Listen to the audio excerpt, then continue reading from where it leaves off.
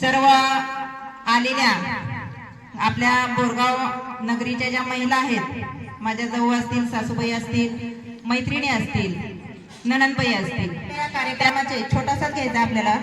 आजच्या आपल्या कार्यक्रमाच्या प्रमुख अध्यक्षा म्हणजे या शाळेच्या माजी विद्यार्थिनी, म्हणजे होऊन गेलेल्या विद्यार्थिनी आणि माझ्या छोट्याशा नणंदबाई, त्यांचं नाव आहे आशा दीदी। तर या आजच्या कार्यक्रमाच्या अध्यक्ष राहतील, तर तुम्ही त्यांचं 3 क्लॅपने स्वागत करायचंय। 1 2 3।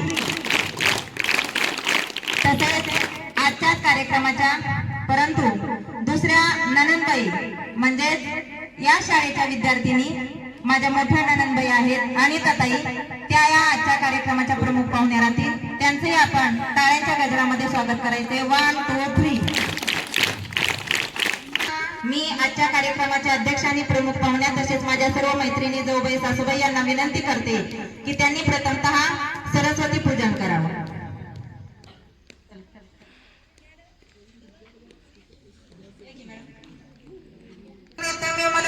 सर्वादि साक्षभूतम भावातीतम सद्गुरुतम नमामि, सद्गुरुतम नमामि।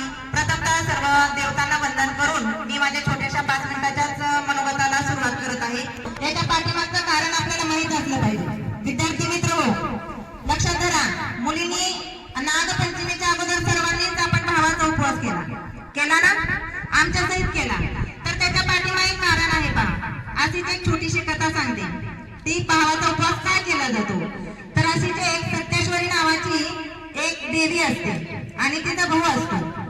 तर काय झालेलं असतं, ज्यावेळेस सत्येश्वरी नावाची जी देवी असते तिचा भाऊ ज्यावेळेस युद्धाला जातो त्यावेळेस इकडे लक्ष द्यायचं, ज्यावेळेस युद्धाला जातो त्यावेळेस युद्धाला गेल्यानंतर तो म्हणत असतो की जी बहिणाबाई, त्या काळी बहिणाबाई म्हटलं जायचं, बहिणाबाई मी युद्ध करून येईपर्यंत तू माझी वाट पाहत राहा। बहीण म्हणाली ठीक आहे। ज्यावेळेस भाऊ युद्धाला जातो, युद्धाला गेल्यानंतर काय होतं माहितीये, त्या ठिकाणी तो जमिनीवर कोसळतो, धारातील ते पडतो आणि पुढच्याकडून जे त्याचे दुश्मन असतात त्याच्याकडून तो काय केला जातो, त्याचा पराभव होतो आणि त्याला ज्यावेळेस बाण लागला जातो त्यावेळेस तो त्याच ठिकाणी मृत्यू पावतो।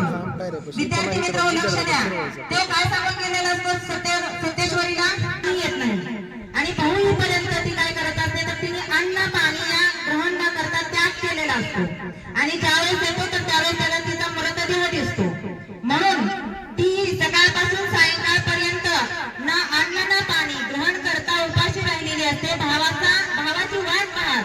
म्हणून काय केलं जातं, तर आपण उपवास करत। ज्यावेळेस आपण नागपंचमी साजरी करतो त्यावेळेस तुम्ही घरी तरी ऐकत असाल की आम्ही काय करतो, शेतकरी राजा नागदेवतांची पूजा करत असतो आणि काय करतो, कधीही त्या दिवशी नांगरण करत नाही। 3 दिवस शेतकऱ्याने जर कधी त्याच्या वर्षभर कार्यक्रम ठेवलेला असतो। लक्षात आलं, भावाचा उपवास का धरला जातो पहा। त्याच्यानंतर आपण नागपंचमी साजरी करतो।